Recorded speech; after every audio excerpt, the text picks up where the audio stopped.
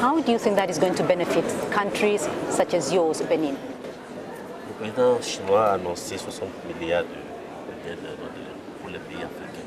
En quoi est-ce que le Bénin va bénéficier de cette aide annoncée par le président chinois? Je permettrai d'abord de remercier le président Xi Jinping, son gouvernement et le peuple chinois. Et bien, deuxième puissance économique mondiale. Et pour nous autres, ce forum, pour nous, permettez-moi quand même de le saluer. Et après 15 années, nous nous retrouvons ici pour la première fois en Afrique, dans un contexte particulièrement difficile. Parce que quand même avant de donner, disons, de vous rassurer que le Bénin va tirer profit de cette assistance, de cette manne financière à l'Afrique, je dois saluer cet effort. D'abord, c'est un forum qui intervient dans un contexte particulier. Je le disais, nous venons de sortir des EMD où nous avons constaté aux Nations Unies qu'en matière d'objectifs du millénaire pour le développement, en dépit des 15 années de mise en œuvre, la pauvreté sévit toujours.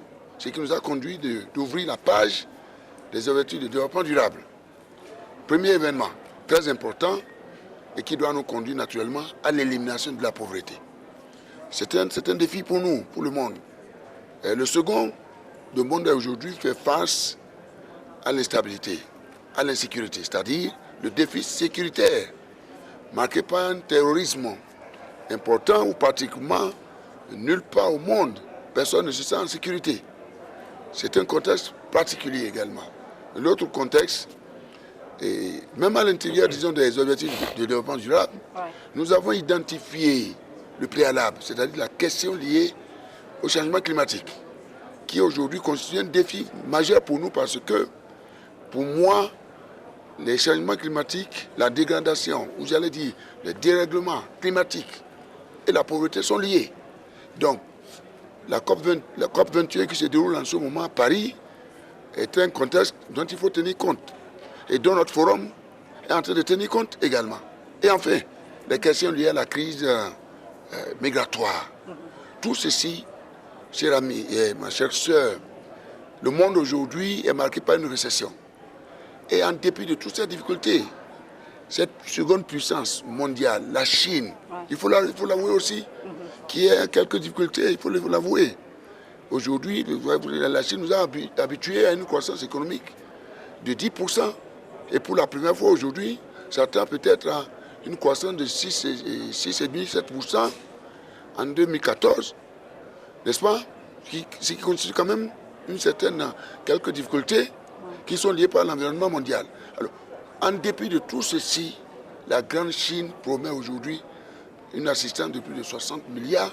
Si on doit tenir compte de l'assistance à l'Union africaine, si on doit tenir compte de l'assistance, j'allais dire, en matière de sécurité alimentaire, ce montant va au-delà des 60 milliards. Alors, mon pays, comme vous l'avez si bien demandé, je dois vous dire que, en réalité, c'est une assistance qui couvre tous les aspects, qui permet à tous nos pays, à notre continent, de relever tous les défis. 1.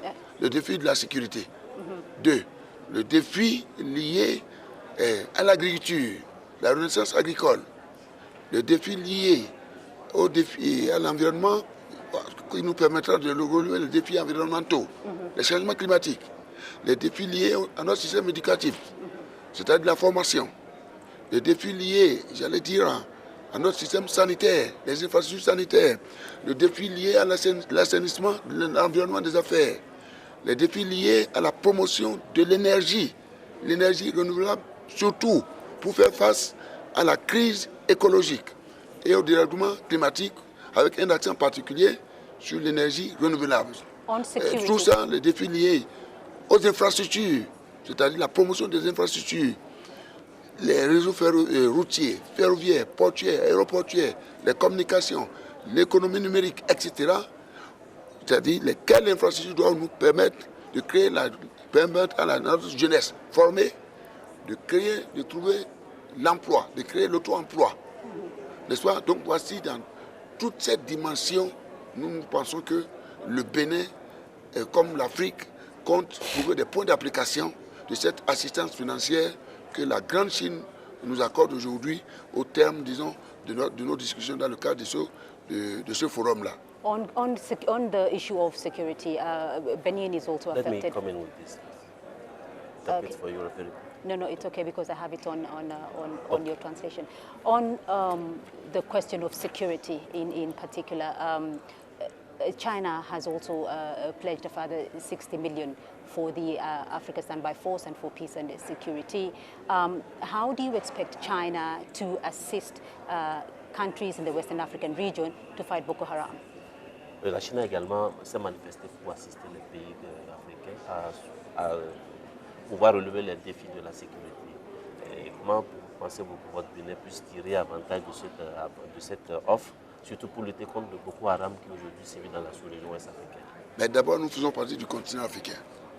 Donc, d'une manière générale, et lorsque aujourd'hui, n'importe quel point de notre continent, s'il est menacé, c'est tout le continent qui est menacé, c'est le monde qui est menacé. Donc déjà, ça fait, à mon avis, un intérêt déjà indirect pour le Bénin. Le second point que je pourrais peut-être insister, sur lequel je pourrais insister aujourd'hui, nous avons, en ce moment, nous parlons du terrorisme international. Pour la première fois, eh bien, le Bénin aujourd'hui, vous considérez qui partage les frontières avec le Nigeria, 800 km, n'est-ce pas, est membre observateur de la commission de la Tchad. Et autour de cette commission se dessine en ce moment la lutte contre Boko Haram. Donc le Bénin se prépare à envoyer 800 hommes pour se joindre, j'allais dire, à leurs collègues du Nigeria, du Cameroun, du Tchad, du Niger, parce que pour nous, nous avons mis en place la force multinationale, n'est-ce pas, qui est aujourd'hui validée par le Conseil de sécurité et par les Nations Unies.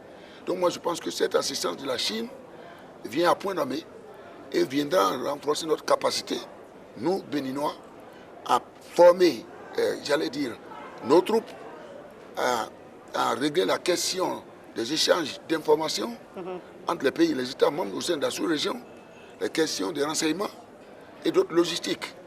Et ça vient renforcer la contribution, disons, des Nations Unies. Donc c'est pourquoi nous estimons qu'il y a lieu de nous féliciter de cette générosité de la Chine.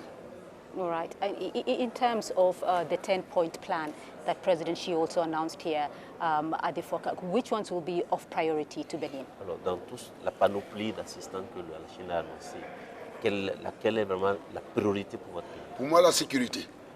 Sans la sécurité et la paix et la stabilité, on n'ira jamais à la prospérité. Le second point, à mon avis, il faut absolument qu'on trouve une issue au dérèglement climatique. Ce qui rejoint aujourd'hui les préoccupations de la communauté internationale. Je voudrais féliciter le président chinois qui a financé, qui a apporté sa contribution au fonds pour le continent africain pour lutter contre les dérèglements climatiques.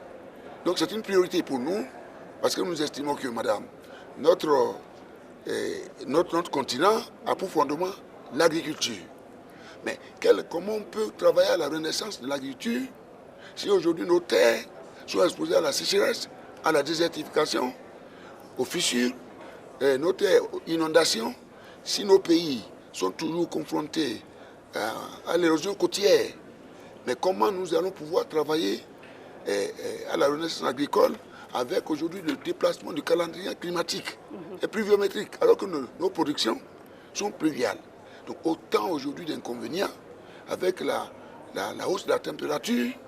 Donc il nous faudra absolument nous adapter, régler la question des politiques d'adaptation et d'atténuation de ces changements, de ces dérèglements climatiques, ce qui nécessite un coût. En ce qui concerne mon pays, par exemple, nous avons apporté notre contribution à la COP21 qui se déroule en ce moment à Paris, et sur la base des politiques d'adaptation et d'atténuation que nous avons mises en place, que nous prévoyons de mettre en place au cours des 15 années à venir, jusqu'en 2030, le Bénin a besoin d'une assistance internationale de l'ordre de 30 milliards de dollars, à raison de 2 milliards de dollars tous les ans.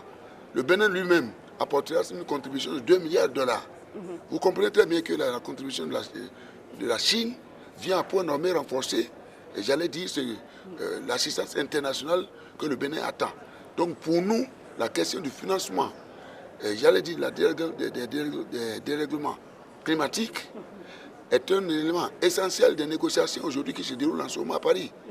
Donc, d'une manière ou d'une autre, nous avons souhaité que, pour l'avenir, puisque nous parlons de ce forum aujourd'hui, est un nouveau départ. Un forum par lequel nous annonçons que la Chine et l'Afrique marchent ensemble. La Chine veut aller vers le développement ensemble, un développement commun. On ne peut pas y arriver si on ne lève pas ces préalables, ces prérequis, c'est-à-dire la sécurité du continent et les questions liées au dérèglement climatique. All right, and finally though, many have hailed this forum being held for the first time, the summit being held for the first time on African soil. Do you see this as enhancing China-Africa relations? Is this now a new reality in the China-Africa ties? Le forum en Chine-Afrique se tient pour la première fois en Afrique. Comment vous voyez ce changement d'emplacement? Est-ce qu'il y a une nouvelle dynamique dans ce forum? C'est un nouvel élan. Nous saluons, j'allais dire, cette innovation. Cette innovation est parce qu'aujourd'hui, sur la base de l'expérience que nous avons acquise au cours des 15 dernières années, le forum aujourd'hui a atteint l'âge de la maturité. Et d'ailleurs, ce n'est pas par hasard si tout-ci se déroule autour de ce thème.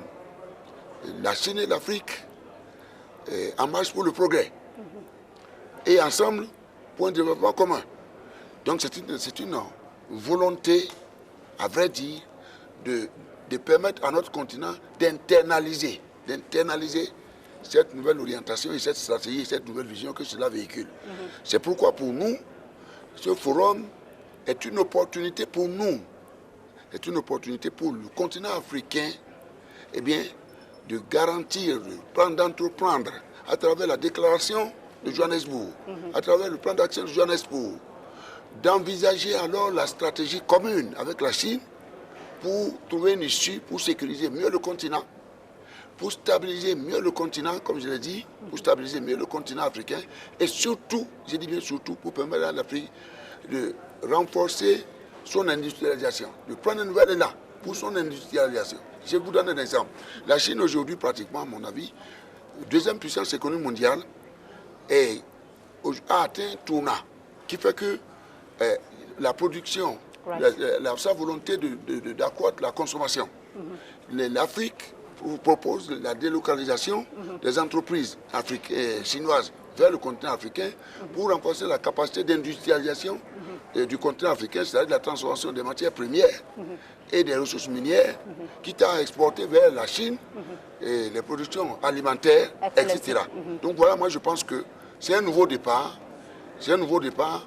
L'espérance et l'espoir sont permis dans le cadre de la coopération entre la Chine et l'Afrique. Enfin, j'ai dit, si l'Afrique et la Chine mutualisent leurs efforts et leurs richesses, nous allons aboutir à un nouveau monde fait de paix, de stabilité, de sécurité et de progrès dans notre monde. Merci beaucoup. C'est moi qui vous remercie. Merci. Merci.